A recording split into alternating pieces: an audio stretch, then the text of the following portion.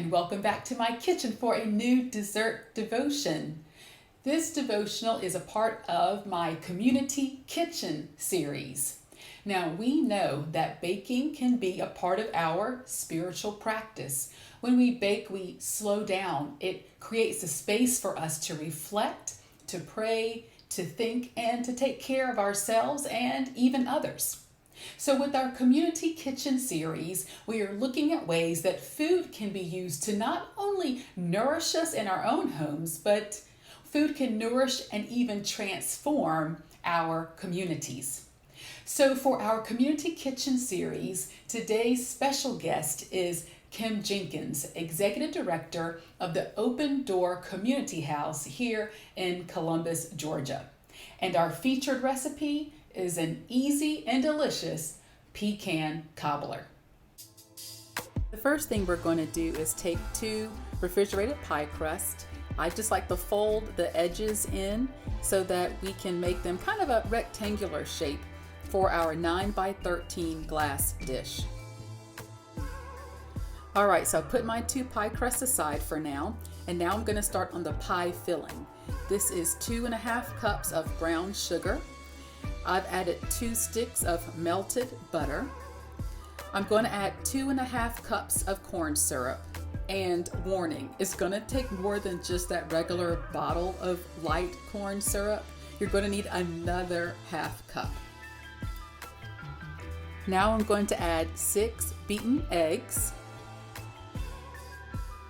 and 4 teaspoons of vanilla extract.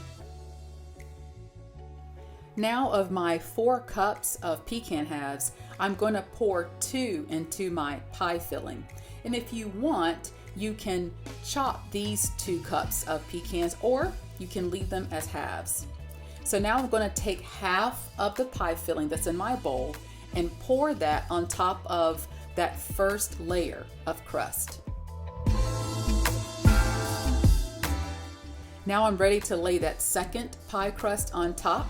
I'm going to brush it with a tablespoon of melted butter and place it in an oven on 425 that's already preheated for about 15 minutes until it browns. Then be sure to go back and turn your oven down to 350. Pour the rest of your pie filling on top, then add the rest of that 2 cups of pecans on top, and then we're going to place it in the oven on 350 for 30 minutes. It will be done when it's set, but the center is still slightly jiggly. Well, it is my honor to introduce Kim Jenkins. She is the Executive Director of the Open Door Community House here in Columbus, Georgia.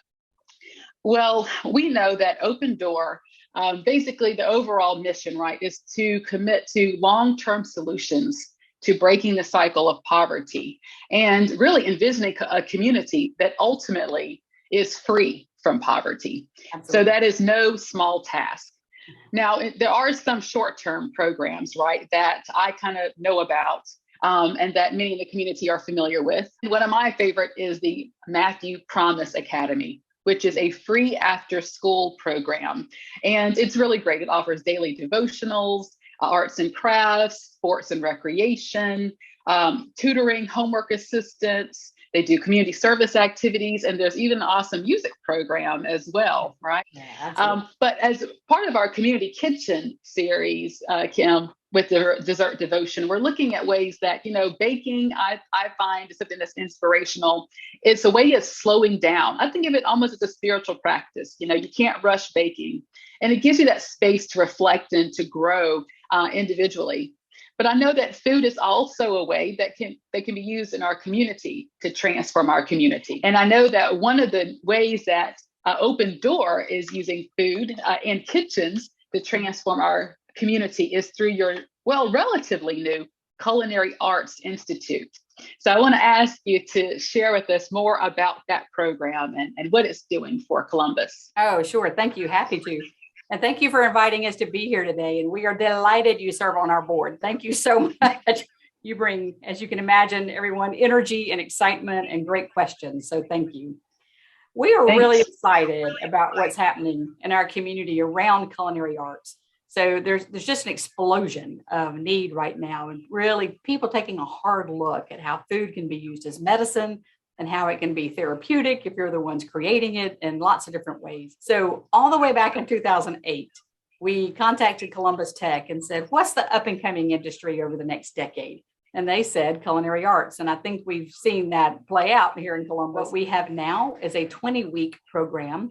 The students have classroom sessions where they talk about life skills and work skills, like how important it is to call if you're going to be late or not able to attend that day, or you have a sick child at home, and just some life and work skills in that way, work readiness skills. They do resume writing and mock interviews and all of that as well. And so the idea would be that when people leave that program, they would be ServSafe certified, which in the restaurant industry commands a higher wage, which is what we are looking for, is to what we want. Yeah. Get living wage employment to be sustainable. And then when they go through the kitchen program, they're with a chef in the kitchen, doing specific skills, knife skills, learning how to create different products, how to present different products. And then we work with a lot of local employers who have been wonderful about saying, we want to work with your people. And I think a lot of that is because a lot of our students are a little older, so they have some work experience. Okay. They really want a job. So that program is really designed to help people who are really desiring to get into the culinary work field because they enjoy cooking or because they see it's got great new opportunities right now, perhaps especially coming out of the pandemic. People are trying to build up their workforces again.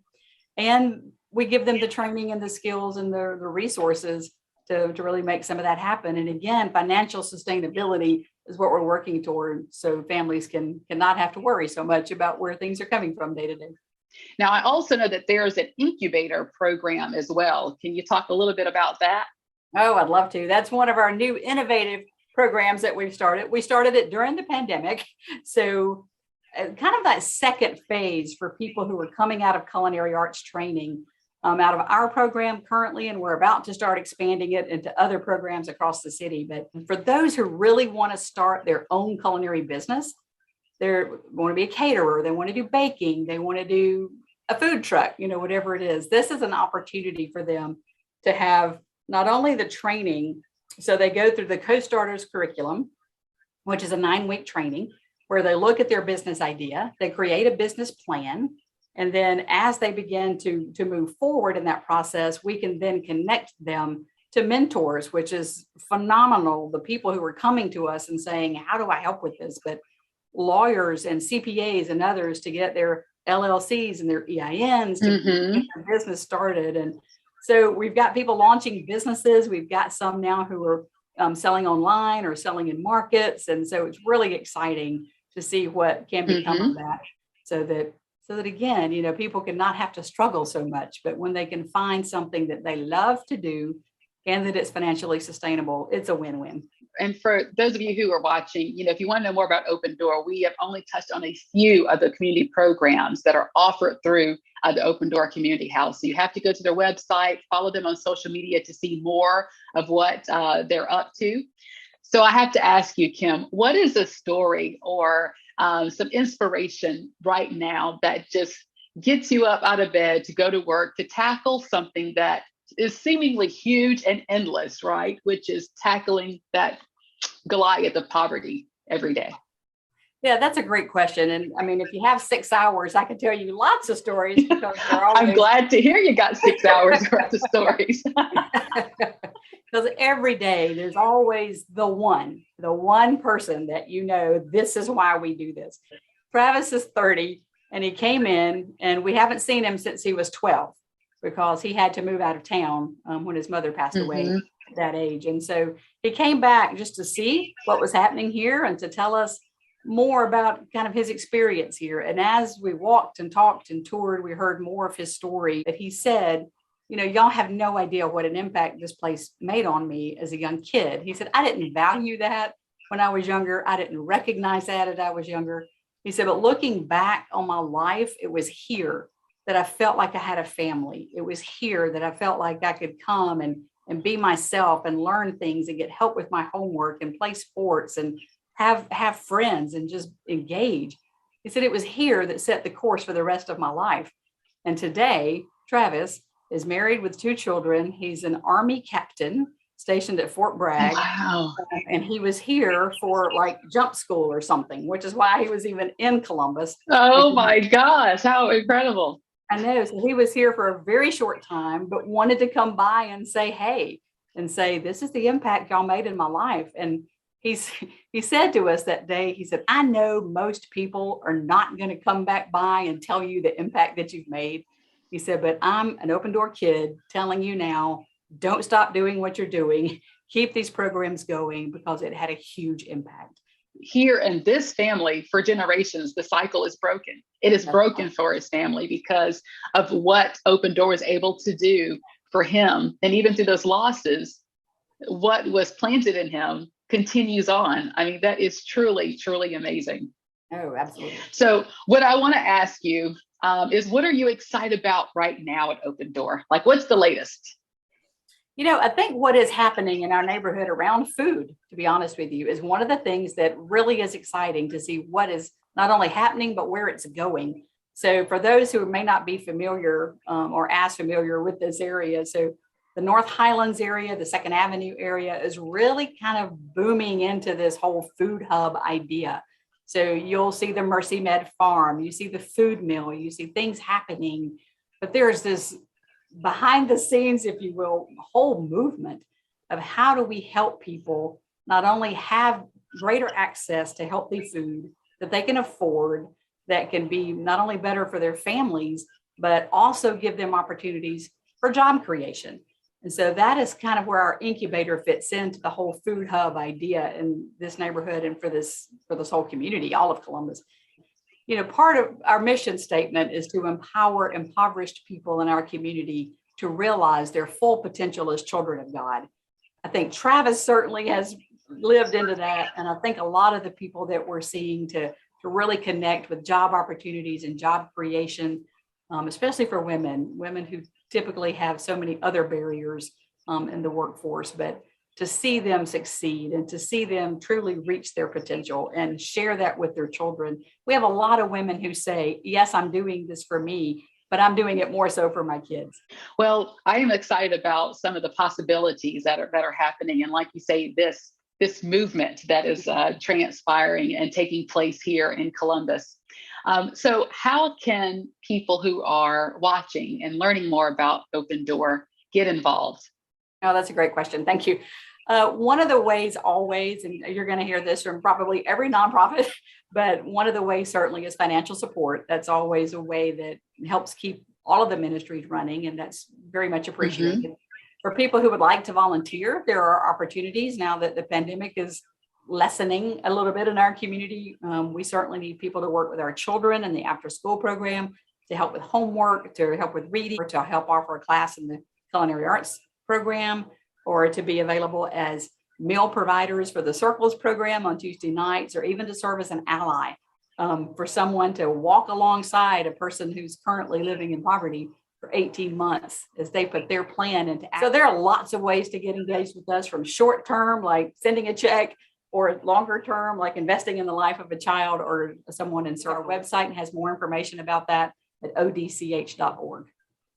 Well, Kim, thank you so much for being a part of our Community Kitchen series. And I'm delighted to also share our recipe. And I'm going to show the finishing results now. That pie, yes. I can smell it now. Pecan Cobbler, I've never had, but that sounds amazing. I'm telling you, yeah, it's like it's for people who like to eat pecan pie, but they want more of the crust. Perfect. Our cobbler is fresh out the oven, and the hardest part is waiting an hour for it to fully cool and set up. Then you can enjoy all the wonderful crust of our pecan cobbler. In Columbus or your hometown, food can change a community. Thanks for joining me for Dessert Devotion, and for new Dessert Devotions, be sure to follow me on social media.